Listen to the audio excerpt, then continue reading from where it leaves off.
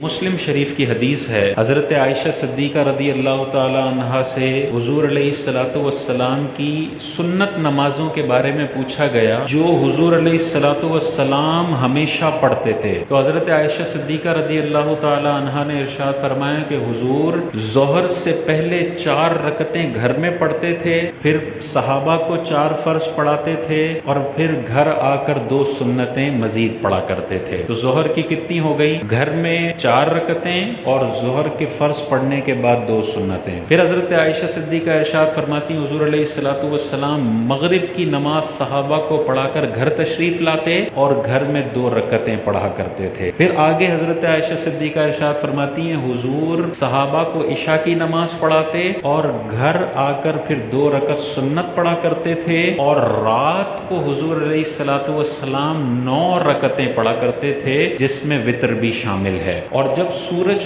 صبح صادق ہوتا تھا تو فجر کی نماز سے پہلے 2 سنتیں حضور علیہ الصلوۃ والسلام گھر میں پڑھا کرتے تھے۔ حضرت عائشہ صدیقہ نے جو لفظ ارشاد فرمایا کانا یصلی، یہ عربی کے اندر ماضی استمراری کا صیغہ ہے۔ ماضی استمراری کا مطلب ہوتا ہے جو بندہ کام ہمیشہ کرتا ہے، یعنی یہ والی جو رکعتیں ہیں یہ حضور علیہ الصلوۃ والسلام نے اپنی زندگی میں ہمیشہ پڑھی ہیں، اسی لیے ہم کہتے ہیں یہ سنت مؤکدہ ہیں۔ مؤکدہ مطلب جس کی تاکید کی گئی ہے، تو جیسے نبی نے یہ ساری زندگی پڑھی ہے ویسے امتیوں پر بھی یہ پڑھنا ضروری ہے۔ یہ والی رکعتیں اگر کوئی 1-2 دفعہ چھوڑتا ہے گناہگار نہیں ہوگا، لیکن اگر کوئی چھوڑنے کی عادت ہی بنا لیتا ہے، فجر میں صرف 2 فرض پڑھتا ہے باقی اللہ اللہ خیر صلی اللہ، مغرب میں صرف 3 فرض پڑھتا ہے باقی وہ نہیں پڑھتا، ظہر میں 4 فرض پڑھتا ہے، عشاء میں 4 فرض پڑھتا ہے، اگر مسلسل اس کا عادی ہے تو یہ بندہ گناہگار ہوگا،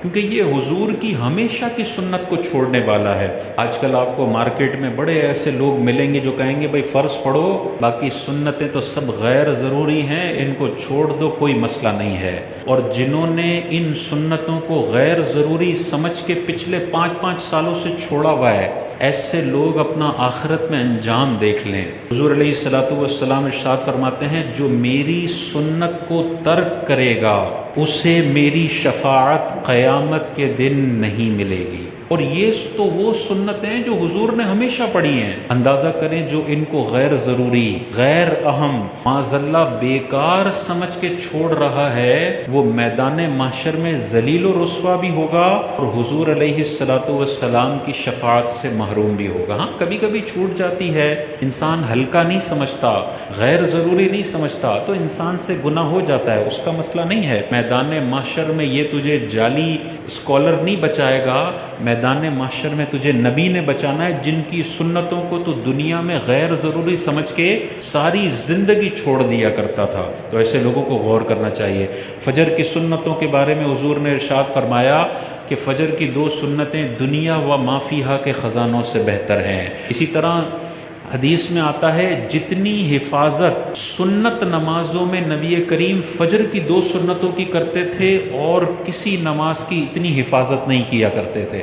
جس نماز کی حفاظت نبی کریم ساری زندگی کر رہے ہیں اس کے بارے میں لوگوں کو موٹیویٹ کیا جا رہا ہے کہ سنتیں چھوڑ دو، تمہارا کچھ بھی نہیں بگڑنے والا۔ ایک اور روایت میں حضرت حضور علیہ السلام نے ارشاد فرمایا تم فجر کی سنتیں نہ چھوڑو اگرچہ تمہیں گھوڑے روند ڈالیں، تمہیں گھوڑے رون ڈالیں پھر بھی تم فجر کی سنتیں نہ چھوڑو۔